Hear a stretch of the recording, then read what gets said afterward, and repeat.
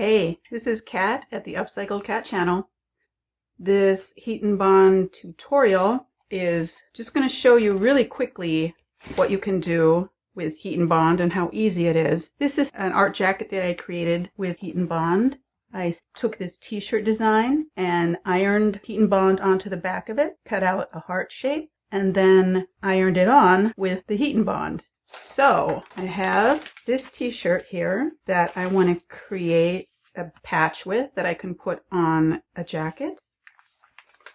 So all I've done here is I have cut out a big sheet of the HeatnBond, which you can buy in huge rolls at the fabric store. Now for the HeatnBond, it has a tacky side and a smooth side. You want to use the tacky side when you're going to iron it on. I have my iron set at medium heat with no steam, and I'm simply going to start laying it down. Now I'm not going to move it around.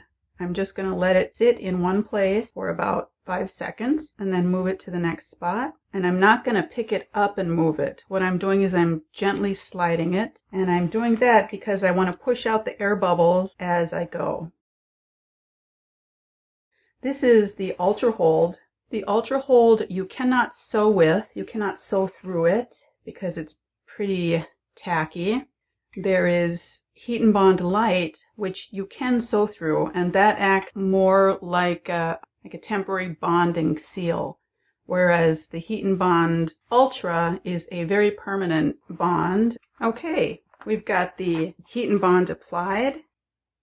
We now have a t-shirt that has been turned into an art jacket patch that is ready for use, and I always leave the back on until I'm actually ready to peel it off and then iron it on permanently to a jacket. So just keep this back on until you're ready to use it. And here's just a couple of other things that I have done HeatnBond with, and I am just waiting for the right art jacket to come along, or the right project, so that I can use those.